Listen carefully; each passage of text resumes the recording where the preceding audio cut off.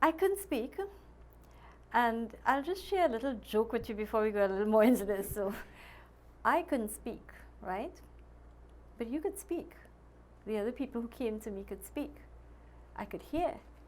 But you know, they would still either come very close and whisper, or they would choose to write as well when they saw me write. And to me, it was hilarious at the time.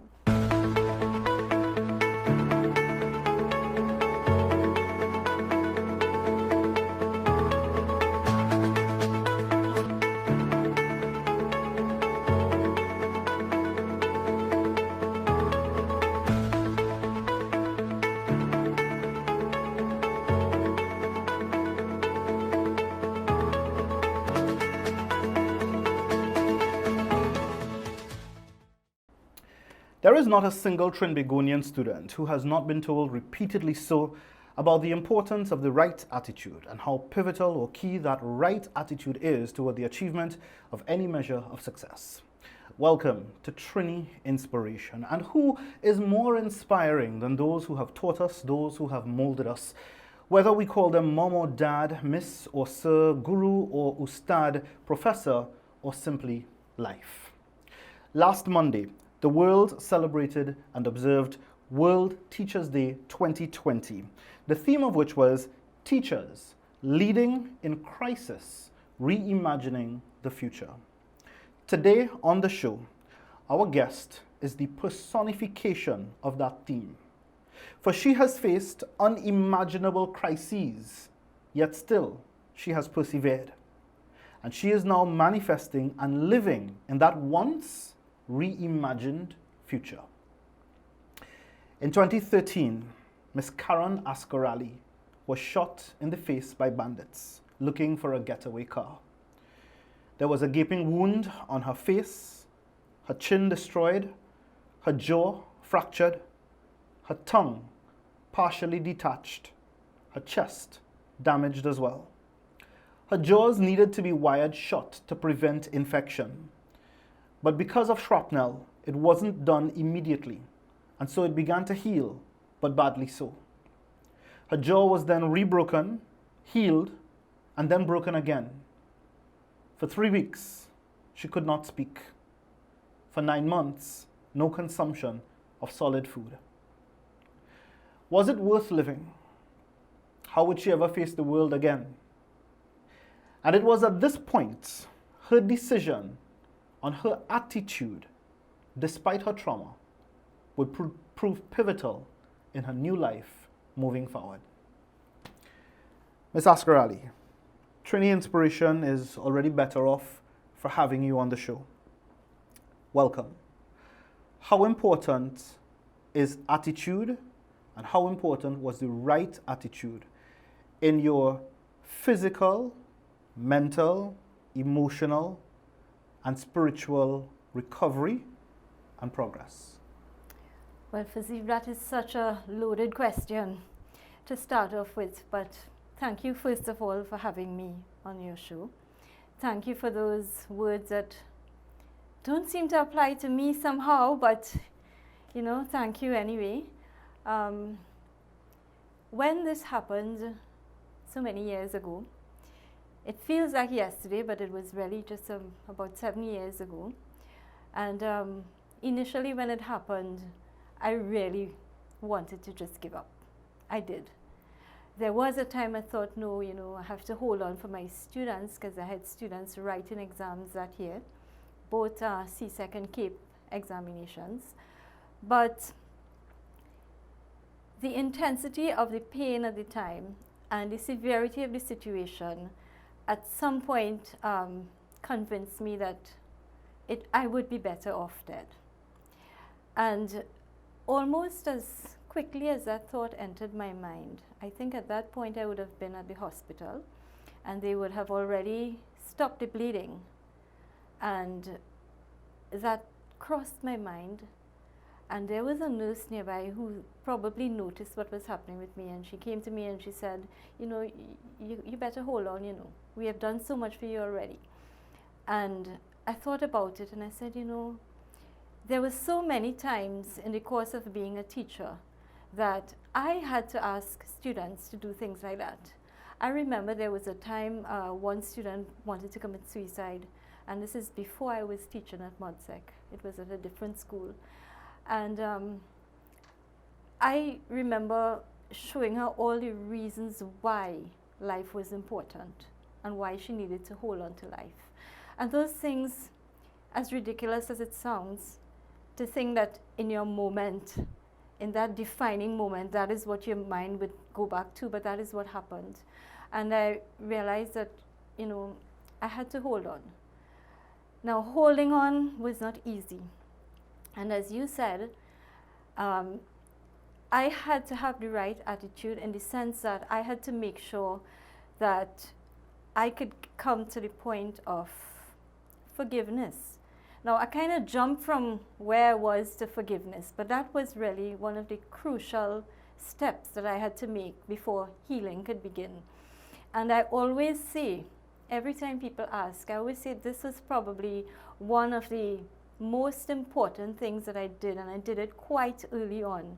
I take no responsibility for it in terms of me being a saint and being a person who could do this, but somehow I think in praying and listening to gospel music and in listening to religious songs and reading as well, I realized that I had to forgive these people who had done this. I don't know them, I've never met them, I've never seen them before or after. And once I was able to release that feeling of anger, I think it was only at that point that I started to heal. So, you know, the words of Viktor Frankl come back to me, and I think this probably sums it up better than anything that I could say on my own. He said that everything can be taken away from a man, but one thing: the ability to choose one's attitude in any given set of circumstances, to choose one's way. So what I had to do at that lowest point in my life was I had to make a conscious decision that I was going to hold on to life, and that in holding on to life, I was not going to hold on to life in a negative way, but I was going to hold on to life in a way that would help me to recover and probably to make a contribution towards others still, because it was something I had always enjoyed doing. You said that, and I recalled a saying that anger is one letter away from danger. And I offer that in the context of what you just mentioned, that you had to let go of the anger and get to the point of forgiveness before you were able to have that right attitude to move forward. But letting go of the anger was also the right attitude at that time beforehand. That's correct. You know, and a lot of us, it's very difficult, and I'm speaking from a position of having been that person who used to hold on to anger. And you may not have known it as a student, but if you go back and you talk to some of your teachers at that time, they would tell you, I was vicious. It doesn't appear that way now, but I was. I had a terrible, terrible temper. And from that temper to being able to let go, right? That really, to me, that exemplifies what having the right attitude is all about. And I also think that one of the reasons that I got good treatment, I have nothing bad to say about the treatment I got at San Fernando General Hospital. In fact, I always praise, from the doctors, nurses, to even the cleaners at the hospital. And the reason for that, I would like to think, part of the reason is because of the way I presented myself to them. My attitude, my fight. I think they saw something in me in wanting to fight and staying quiet. I didn't make a lot of noise and complain about everything. I understood, having stayed for that lengthy period of time, I understood the pressures that these people had to work under and how much a lot of them, most of them, were giving at that time. And so, as you said, you know, anger, one step away from danger, one letter away from danger, and perhaps it's true. Asgarali, I want to talk to you a little bit about faith and about God. You had mentioned in a previous talk that it seemed as though the stars were aligned because when you arrived at the emergency room in San Fernando General on the night of the incident, everyone who needed to play a role, or at least most everyone, was someone who was in some way or the other connected to you. So that made the treatment that much more personal and personalized. Now, do you see that and all of the other things that happened thereafter as coincidence, or are you much like me and you don't believe in coincidence and instead see it as providence? In other words, do you think that it is coincidence, or is God deliberately using us as vessels to either fulfill purpose, our purpose, or His purpose through us? I love that question because that is my belief, that God uses us to fulfill His purpose. And I'll tell you something, it's so strange that you started your question the way you started it, because I remember speaking at a full gospel businessman meeting once, and the direction of that conversation, at almost every point I made, I ended saying, was it God or was it luck? You make the choice. And I made the choice to believe that because those people were placed, I made the choice to believe that certain people were placed at that hospital that night to help me. So for example, while I was waiting for them to start to work on me, I was thinking, but nothing is happening. Don't they realize that I'm close to dying? Why aren't they doing anything? Maybe if they know that my cousin is a doctor at the hospital, maybe they'll start working. And just as that thought was going through my mind, I heard a voice, and I looked to my right, and there was my cousin. She didn't recognize me because of the amount of damage. But I grabbed her hand, I looked straight into her eyes. I also didn't recognize her because my brain wasn't functioning properly at that time. And I just shook my head. And instantly, work started on me. That was one. The doctor who operated on me, he was also my brother's friend from primary school, right? And the anesthetist that night was my son's cousin on his father's side. So I don't tell people what to believe. All I ask is, what do you think? Was it God or was it luck or chance? I choose to think it was God. What choice will you make? You have lost so much along the way. We haven't yet started talking about all of the things that you have gained, but in hindsight, you lost your father a couple years before. You lost, when the incident occurred, your job, your car, and of course your life savings, because it was all spent in the reconstructive and cosmetic surgeries that were necessary to follow thereafter. And yet still, on I think it was the first Christmas after the incident, when you were able to be up and about, you chose, when you yourself needed help, to reach out to the poor and lesser fortunate to help them. But what you found there was that in your attempt to help them, you were the one who received the most help. Against that context, I ask Ms. Asgarali, do you think that a human purpose is best and most fulfilled when we are in service to others? Fazir, I think the best way to answer that question is to take a walk down history. And when you look at people like Gandhi, and you look at Martin Luther King, and you look at Mother Teresa, these people gave their whole life in service to others. And when I say service, if we talk about Mother Teresa, you're talking about going to the worst, the poorest of the poor, and helping them.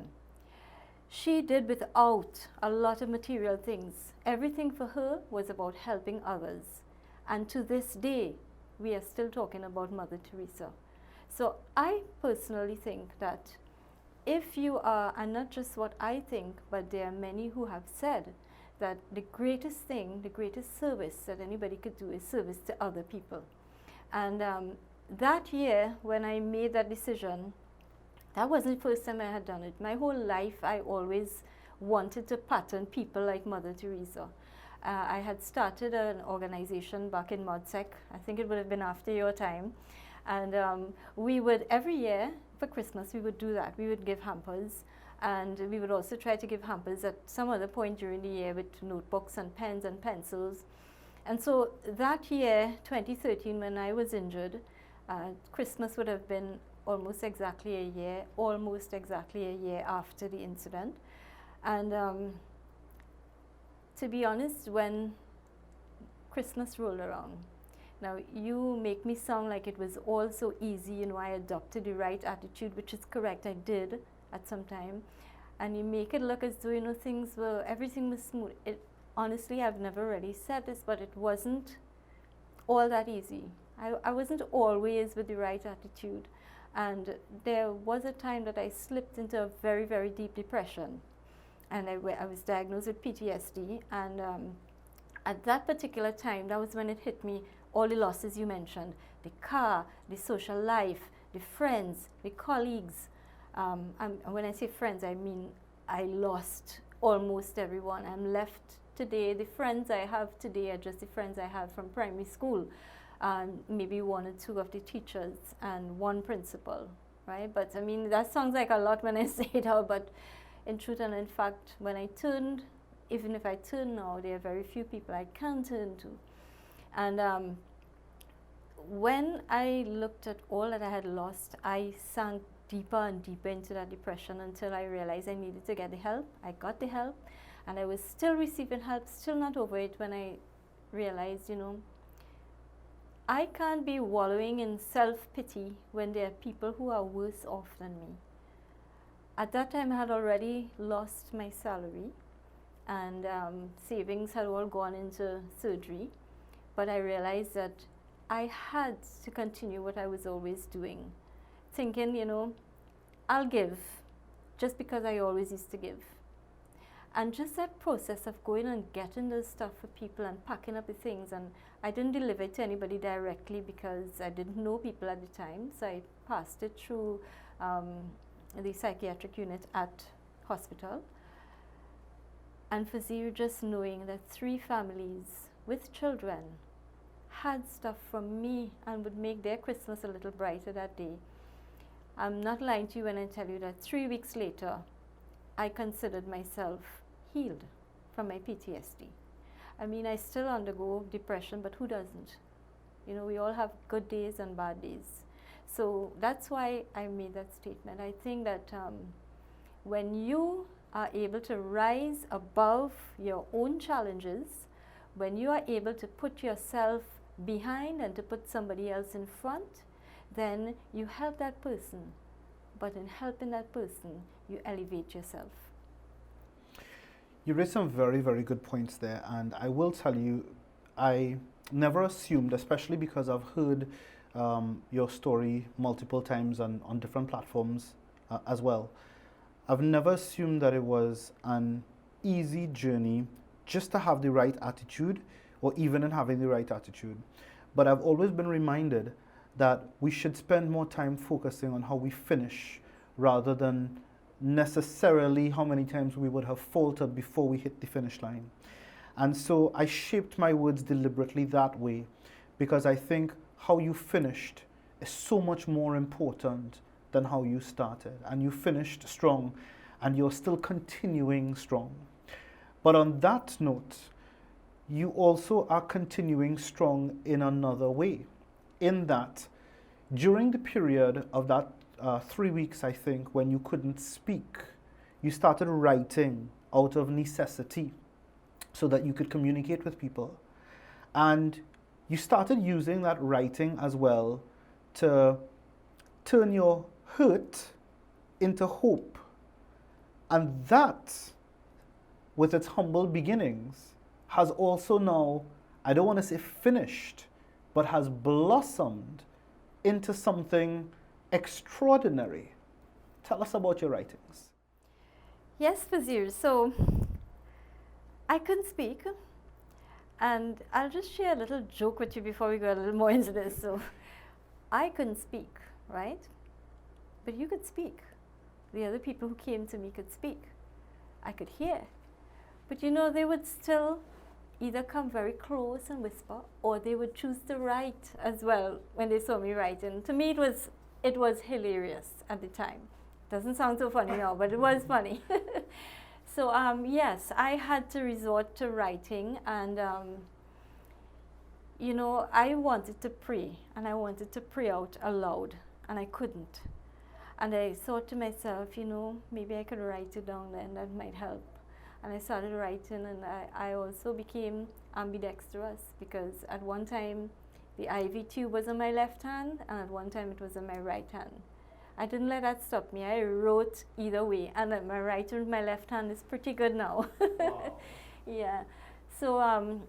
So from that writing, I started writing down how I was feeling, and then when I left the hospital, I found a blog that I had started some years before, some months before, that had or maybe 2 things on it. I just started a blog for the sake of starting one.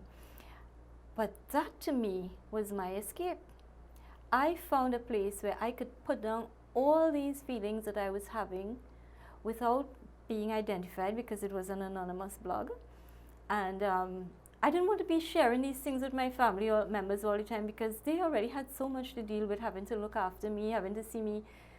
It wasn't easy for them to see me having to clean this injury here. It was a terrible sight, I'm telling you.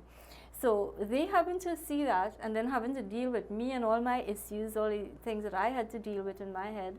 I didn't think that was going to work out very nicely, so I started writing or typing out my feelings in this blog. And from there it grew. By January of the following year, 2014, 3 weeks after I made the donations, I had this, it was like an awakening. It was like knowing this was my purpose. This is what I have to do now. I got up one morning from just sleeping all day and staying in all the time. I just got up bright and early one morning, ran to the computer, and I started to type. And for the next week and a half, I just kept typing all day and till late in the evening, and then I'd go to sleep and get up next morning ready to go again. And at the end of that week and a half, I had typed my story. And that was the draft of my first book, From Lion to Lamb, A Spiritual Journey. Now, the rest of it took a little longer, but I'll tell you something. In writing that book, something came out. You spoke about fate and providence a little earlier. In writing that book, when I had finished so quickly, I was energized. I was energized by that Fazira. What I mean is that I moved from not wanting to do anything to all of a sudden, time was not enough, and not enough space and time and people, and I just needed to get these things done. And I made out this plan. I had a timeline. Okay, so I'll have this edited by so-and-so time. I'll have this, and I had my publishing line all laid out. And I selected a few people to help me with the book, with the aspects that I didn't know about the marketing and stuff like that. And Fazir, these were people who I thought were on my side, but apparently were not really on my side. And for the life of me, all the deadlines that I had planned, everything that I thought I had in place, fell apart. And it fell apart only until such time as I realized I had to let go of those people. When I let go of them, then things started to flow again. So while I expected to have my book out by May, it didn't come out until July, and then I finally released it in September. I had a really nice launch with a very handsome host, if I recall. I think his name was Fazir Rojan. I remember that launch for not necessarily the reason that you may assume, in that I remembered at the launch the name of the book was From Lion to Lamb, and at surface level it would appear, or it could be interpreted as, okay, so you were once this roaring lion, and now you have been a victim of gun violence, and this is your situation, and you have now become like a lamb. And then having read the book and attended the launch event and having more conversations and understanding the content of the book, I realized that wasn't it at all. You were the lion because you thought you were big and bad and bougie and you could roar, but you became the lamb in the proverbial sense, as in you realized that you're not sent here to be a lion. You're sent here to be a lamb, to follow the ultimate shepherd. And that for me was a mind blow, absolute mind blow in the sense of absolute surrender that you spoke about in that book. Yeah, I'm so glad you got it, because there's still people who don't get it.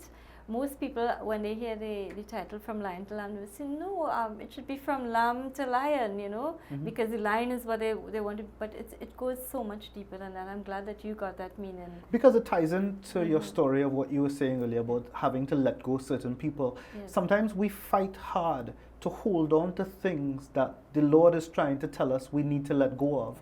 Sometimes that comes in the form of situations, tangible things, and even people sometimes in our immediate and closest circles, people who we may be connected to by blood. Yes. But even though we have these connections, if the Lord is telling you and giving you signs that you've got to let go, sometimes you have to be that lamb and just surrender to the Lord's will. Yeah, that's correct. And so that's what I did, and I was able to get the book out by 2014. And out of that, so many things came out. You know, I got many speaking engagements, and I'll tell you, the first one was a disaster. You know, it was the first time I was in public, on a stage, in front of so many people after the incident. And while I was accustomed teaching, and I thought, okay, yeah, this will be a breeze, I'll just pretend I'm teaching a class. It did not work that way. However, I got over, and I got many other speaking engagements from that. And you've also written other books that since then? That led to me realizing that, you know, it can't stop here. This journey didn't end, because I ended the book From Lion to Lamb, A Spiritual Journey. I ended that book saying that I am still a work in progress, and I really was. So about 3 years later, I published my second book, which was Bounce Back Better, 10+1 Key Steps for Building Resilience. And that one was really a summary of all the steps that I used in my recovery process to bring me to that stage. And I'd just like to share with you a little bit about that book. That book, when I wrote it and put all the steps together, the final step I had missed. So I really had 10 steps. And when I was looking over the book, I realized, but wait, I missed the key step, a key step. And that key step was reflection. Taking the time to sit down and think about things in a meaningful way, not just to think about what happened and why it happened, but think about how you felt and how you reacted and how you could use the lessons that you learned from what had happened in the past to take it to a future incident, and maybe could help you in that future incident. And so I had to include that. And when I did include it and I put all the chapters together, I came up with an acronym, and it was so amazing that the acronym was Game Shifter. So in that book, I spoke about, you know, people talk about game changer, right? Like, you know, you just press a button and the game will change. That's not how it is. It's really a game shifter, in the sense that, and in the book, I use this example where, you know, we have the Leaning Tower of Pisa. So, you know, it started off as a little half-inch down at the base, but by the time it got to the top, it was way over. I forget how many feet now out of alignment. So it's the same with us. You know, you make small shifts, and you get a big change. So that was in 2017. In that year, tell me about Project Rare. Yes, I was. Yes. I realized I was going to jump there. That's quite okay. That's quite okay. So, yeah. As if all of what you had done before was not enough, in 2017 you launched a project called Rare, which stands for Raising Awareness on the Ripple Effect of Gun Violence. And I don't know, the name alone gave people trouble to say it, but there was no other name that I felt was appropriate for it. It was not a usual thing to happen, so it was rare. And it was raising awareness on the ripple effect. And the reason why I did it is because a lot of times, in fact, before my incident, even I would have been guilty of it. You hear about a shooting, you hear somebody got killed or somebody got injured, and you're like, oh, I'm so sorry for that person, sorry to hear about it, and that's the end of it. But when it happened to me, I realized that there were so many things that happened behind the scenes, right? To take a person from a healthy person to being somebody who is injured, to being a victim, and then thriving beyond that. Now, the problem with it, Fazir, is that sometimes people get stuck in the victim part, and I didn't want to get stuck there, and that's why the attitude was important. I don't think there's anything that you've said that indicates in any way at all that you were ever stuck in the victim mindset. Even if it may have been for a little bout of time, a little period of time, I think it is very clear to all of us just how much of a resilient human being you are. And in your head sometimes, you know, we tend to focus on the days that the days and the times that we had down days, down times, bad times. But in spite of that, we still rise, and we focus on those days that we rise, because those are the days that we are living our best lives and our best purpose, because despite the challenges, we still rise. And you have risen to such heights, Ms. Asgarali, that in 2018, you were nominated as one of the top 20 most inspirational persons on the planet by the BBC in their Outlook Inspirations Awards. How did that make you feel? Well, Fazir, when I first got that email, I looked at it for a long time. I mean, you know, it felt like a long time. And I was like, this can't be real. This has to be a hoax. This is probably one of those things, you know, you click on it and then you get a virus and, you know, people get into your email. I looked at it, I read it over, I checked the name, I went into Google and I searched the name of the person who sent the email, and everything seemed to be adding up. It was only at that point when things seemed to be added up, I allowed myself to really feel ecstatic. I have to say, I felt undeserving to it, but I also felt extremely elated. And I just ran, I felt more for my mom than for me, because, you know, your parents, they feel so proud and happy when things like that happen. And she had been through so much with me that I felt, you know, this would really be for her. And so I was shocked. I was wondering how these people could know about this insignificant person in this very tiny island in this world. And it turns out that I had spoken at it was a crime meeting at UWI, and while I was there, well, there was this person from the UNDP present as well, and she heard what I had to say, and she was quite impressed apparently, and she was the one who nominated me and sent in all the information and whatever, and they used that. Called me, did a telephone interview that went on for more than an hour, and then said, okay, great, we are going to be sending down, we are going to have a radio interview and a TV interview as well. So they were going to create a video. So it turns out that that was like the highlight of it just made everything worthwhile after. Like, you know, I didn't remember for a little while what had happened to me. You know, I'm sure that at some point in time in the midst of that experience, it would have all felt a bit surreal. And one of the things you said there resonated with me, which is that you said you felt undeserving of it. And I have to say that I too find it difficult to accept compliments and anything good along those lines.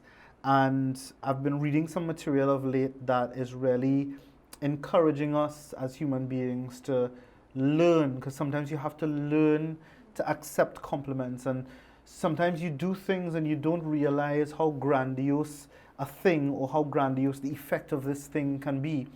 And so when the compliments are dished, even if you feel undeserving, sometimes it may require a paradigm shift in mindset. So on that note, I say to you, Ms. Asgarali, I hope that you are now able to wholeheartedly and with wide, big, open arms accept all the kudos, compliments, acknowledgements, recognition, and all else that is heaped upon you. It is certainly most deserving. You have personified, like I said at the start, what a teacher is and the theme of this year's World Teachers Day 2020. You have survived so much and yet still you continue to teach. You lost your job as a teacher within the public service where you were actually teaching in the traditional sense. But look at how you've gone on to teach in so many other non-traditional ways. You're teaching now not chemistry, now you're teaching life philosophy, you're teaching about the Lord and His work, you're teaching by lecturing, you're teaching by participating in all of these seminars, you're teaching now and inspiring, more so than teaching, inspiring not just Trinbagonians but on an international level. And so on that note, Ms. Asgarali, before we close, I would like to say that this is where I will draw my curtains for today's presentation, episode 5 of Trini Inspirations from Fuzz Events and Entertainment Limited. And for the very first time, and not something that is done often, I will allow Ms. Caron Asgarali to end off today's presentation. I invite you to like, share, subscribe. Please leave us your comments in the boxes down below and share your feedback with us and with Ms. Asgarali as well. If you have any questions or any other thing that you would like to say to her, please feel free to do so, and I'm sure she will take the time to respond as well in due course. But for now, I thank you for joining us for episode 5, and I invite you to join us next Monday, God willing, for episode 6 of Trini Inspiration. However, in closing, I will pass you over now to Ms. Asgarali, who, during her hardest days, found comfort in the words of Apostle Paul. And this is the note on which we leave you on today's presentation of the show. So the Apostle Paul said many things, and one of the things that that resonated with me is that he had made a complete turnaround. He changed from persecuting Christians to becoming a Christian. He said that when he is weak, then he is strong. And he also said that we may be troubled on every side, yet not distressed. We may be perplexed, but not in despair. We may be persecuted, but not forgotten. We may be cast down, but not destroyed.